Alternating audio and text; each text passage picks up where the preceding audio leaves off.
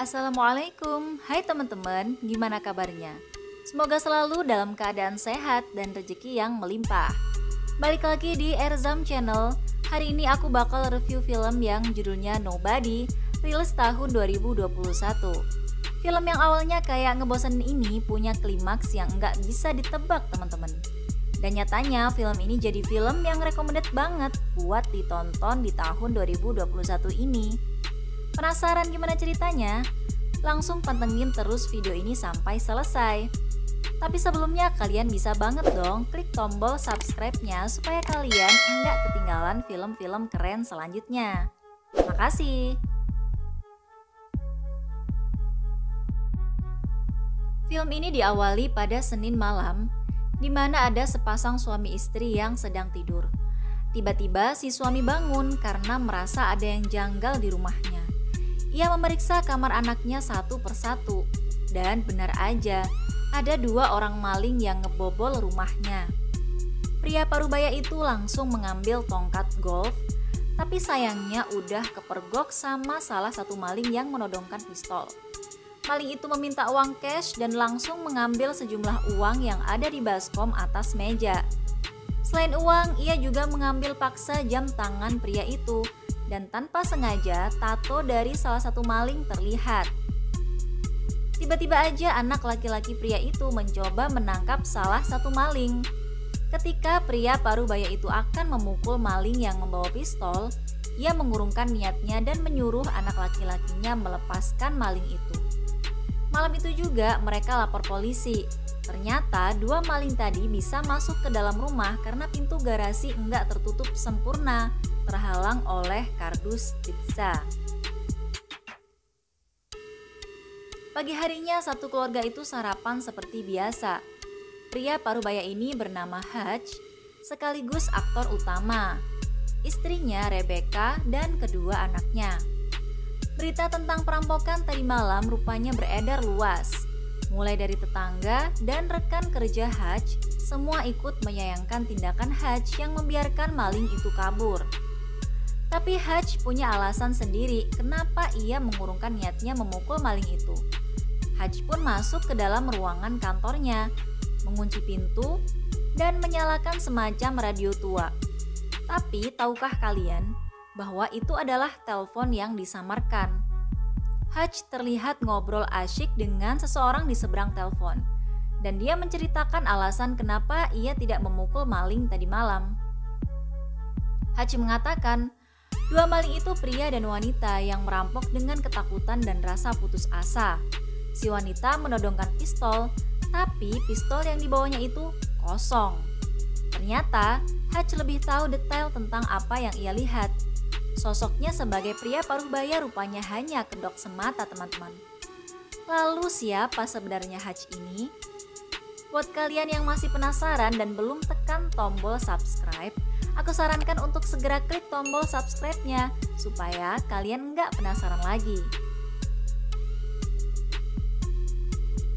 Oke, kita kembali ke adegan di mana Hutch mengunjungi panti jompo tempat tinggal ayahnya Hutch.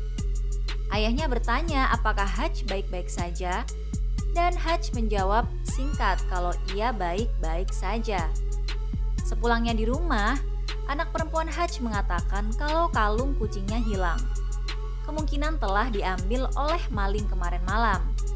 Seketika raut muka Hutch berubah dan buru-buru pergi meninggalkan rumah. Ia menaiki bus, kembali ke panti jompo, mengambil kartu nama FBI ayahnya yang sudah kadaluarsa, membawa sejumlah uang dan pistol. Dia pergi untuk mencari tempat tato. Tujuannya adalah menanyakan tato salah satu maling yang memasuki rumahnya. Beberapa tempat tato ia datangi, tapi masih nihil. Hingga akhirnya ia menemukan tempat tato yang ia cari. Hutch kemudian menanyakan alamat pemilik tato itu. Sampailah Hutch di dalam rumah dua maling yang ia cari. Tak menunggu lama, Hutch seketika itu menyerang si pria botak, meminta arlojinya kembali dan menanyakan kalung kucing anak perempuannya. Tapi kedua maling itu nggak ngerti apa yang dimaksud Hutch.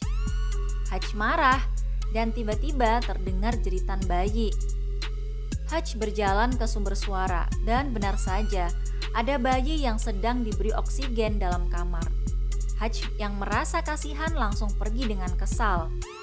Ia juga melampiaskan kekesalannya dengan meninju dinding berkali-kali hingga membuat jari-jarinya berdarah. Hutch kemudian pulang dengan menaiki bus.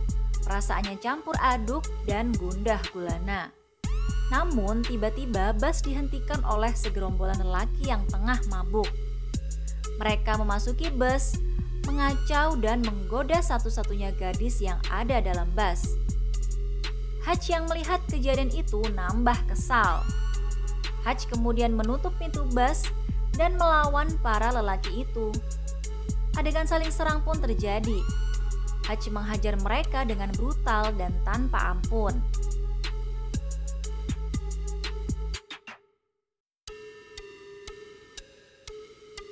Karena Hutch kalah jumlah, ia pun terlempar keluar jendela bus. Tapi Hutch bangkit lagi dan masuk ke dalam bus. Kali ini tenaganya seakan terisi kembali dan kelima lelaki itu dihabisi oleh Hutch. Ketika salah satu dari mereka mengambil pistol Hutch, Hutch langsung memukulnya dengan pipa besi bus. Adegan mengerikan ini pun terjadi.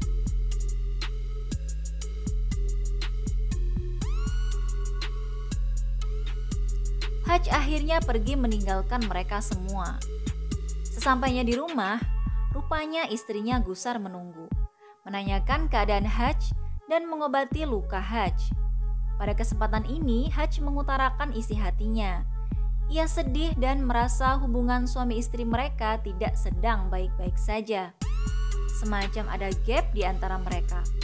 Hal itu terlihat dari tingkah istrinya yang selalu dingin. Kali ini istrinya luluh juga teman-teman. Ia mengambil bantal yang selama ini menjadi penghalang mereka. Dan istrinya memegang Hutch dengan lembut. Oke teman-teman, kali ini kita beralih pada tokoh antagonisnya. Namanya Yulian. Dia adalah bos dari Obshek, bank pensiunan Rusia. Yulian ini juga nggak kalah brutal teman-teman. Ia ditakuti banyak orang dan bahkan berani membunuh pemegang saham Obshek di depan orang banyak. Tak berselang lama, teleponnya berdering. Dan disinilah Yulian sekarang, di rumah sakit sambil menangis di depan adik laki-lakinya. Rupanya teman-teman, orang-orang ini adalah mereka yang dihajar Hutch dalam bus. Dan secara kebetulan salah satu dari mereka adalah adik kandung Yulian. Meski Yulian benci sama adiknya, tapi melihat kondisi adiknya yang bakal cacat seumur hidup, Yulian dendam banget. Ia bahkan mengerahkan anak buahnya untuk menyelidiki si Hutch. Pagi harinya, Hutch terlihat bahagia sarapan bersama keluarga kecilnya. Tak lama telepon berdering. Dan di seberang telepon, seseorang memperingatkan kejadian tadi malam yang Hutch lakukan berdampak besar. Karena benar, salah satu dari lelaki yang dihajar Hutch adalah adik Yulian. Agar selamat, Hutch disuruh untuk langsung menemui The Barber, menanyakan perihal Yulian. By the way, anak-anak Hutch ini masih belum tahu bapaknya kayak apa teman-teman. Jadi mereka anggap kalau bapaknya ini lelaki paruh baya yang slow gitu. Istrinya sih udah tahu teman-teman. Tapi Hutch dan istrinya ini pengen menyembunyikan identitasnya dan berusaha hidup normal layaknya orang biasa. Berkat informasi dari seseorang di seberang telepon, Hutch langsung menuju The Barber dan mendapat data tentang Yulian. Sebaliknya, Yulian juga enggak menyerah nyari identitasnya si Hutch. Bahkan harus nanya ke intelijen di Pentagon untuk tahu datanya Hutch. Dan ini yang didapat.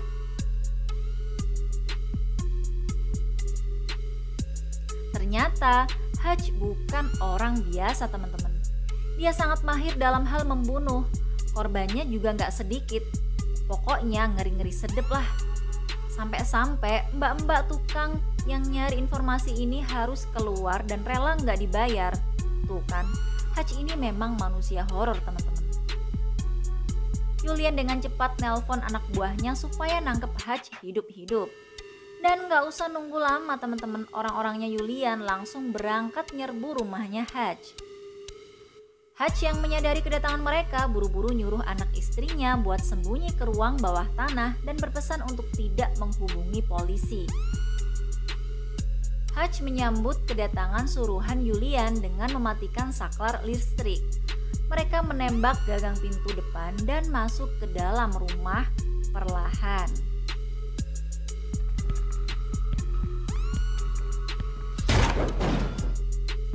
Hutch yang emang udah ahli banget sama yang beginian, ia nggak gentar sama sekali teman-teman. Mereka dihabisi satu persatu.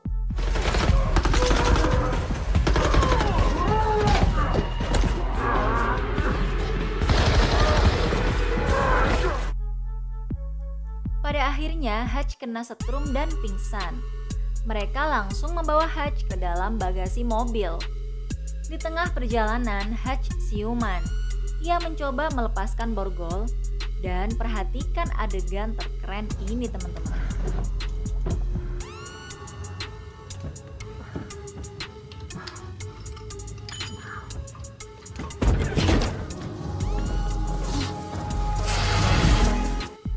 Seketika mobil itu menabrak traffic lamp dan terbalik. Semua orang yang ada dalam mobil meninggal di tempat kecuali si Hutch. Hutch kemudian berlari menuju rumahnya, memperingatkan ayahnya supaya berhati-hati dan melihat dalam rumahnya yang berantakan dengan mayat berserakan. Hutch kemudian membersihkan badan dan menjemput anak istrinya di ruang bawah tanah. Setelah keluar, mereka melongo kaget melihat penampakan yang enggak biasa dalam rumah. Hutch memberi pengertian kepada istrinya agar bersembunyi di tempat yang aman, dan ia berjanji akan menceritakan detailnya nanti. Istrinya setuju dan buru-buru memboyong anak mereka ke tempat aman. Setelah itu Hutch membawa suruhan Julian ke bawah tanah, menidurkan mereka berjajar di atas sofa sambil menceritakan asal-usul dirinya, bahwa Hutch adalah agen khusus di Angkatan Militer Amerika dan ia ingin pensiun dari kerjanya. Namun belum selesai ia berbicara, semua suruhan Julian telah mati. Hutch pun membakar tempat itu untuk menghilangkan jejak. Ia juga membawa semua hartanya berupa emas batangan dan uang tunai untuk dibawa ke tempat kerjanya. Dan ternyata ia melihat kalung kucing putrinya di bawah sofa. Hoho, kalau ditelisik, kalung kucing ini penyebab semuanya ya teman-teman. Sebuah kesalahpahaman yang berujung kematian dan pertikaian. Oke, lanjut pada adegan di mana bapaknya Hutch akan ditangkap dua orang suruhan Julian. Posisi kakek-kakek itu lagi nonton TV teman-teman. Ketika mereka berdua mau nembak, dengan sigapnya kakek-kakek tua ini melumpuhkan senjata mereka dan ngebalas dengan nembak orang satunya. Di sini mereka berdua kalah sama kakek-kakek yang lagi duduk santai nonton TV teman-teman. Keren juga bapak sama anak ini ya. Dengan emas batangan yang ia punya, Hutch membeli perusahaan tempat ia bekerja untuk dijadikan markas, menyerang dan membereskan masalahnya dengan Julian. Hutch niat banget dengan mempersiapkan segalanya, senjata dan perangkap mematikan untuk menghadapi Julian serta anak buahnya. Ia bahkan gak nunggu diserang duluan, tapi langsung mendatangi objeknya si Julian, menyerang dan memporak-porandakan objek.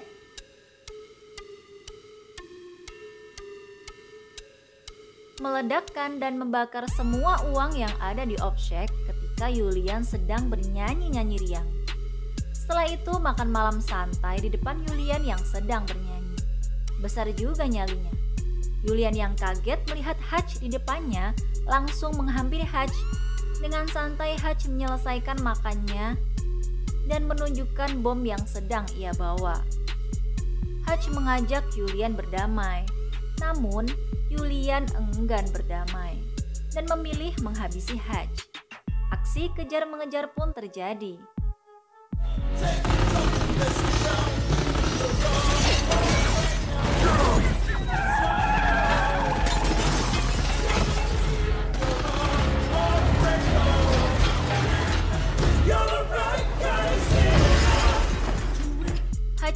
memposting mereka ke dalam perusahaan tempat ia bekerja sekaligus tempat yang sudah disediakan sedemikian rupa melawan Julian. Hutch sempat tertembak ketika akan masuk, namun bala bantuan datang dari kakak dan ayahnya. Hutch berhasil masuk dan mulai pasang kuda-kuda. Akhirnya mulailah adu tembak yang sangat sengit.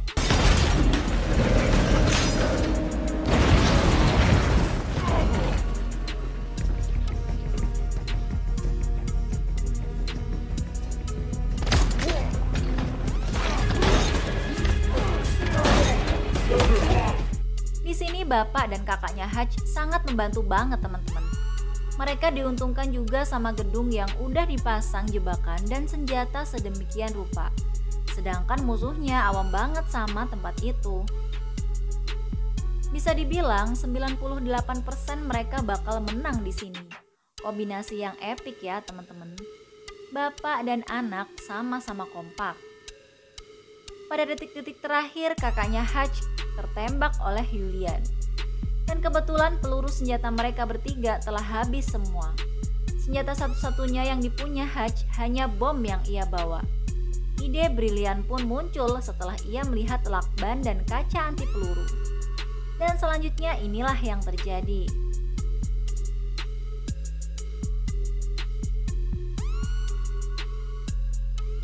Akhirnya kemenangan di pihak Hutch.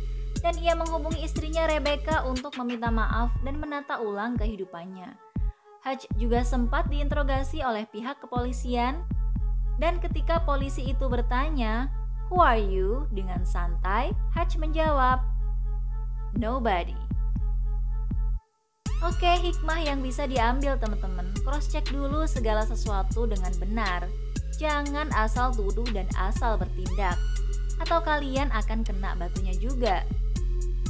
Cukup di sini review film kali ini. Sampai ketemu di film-film viral selanjutnya. Jangan lupa subscribe, like, share, dan komennya ya teman-teman. Wassalamualaikum.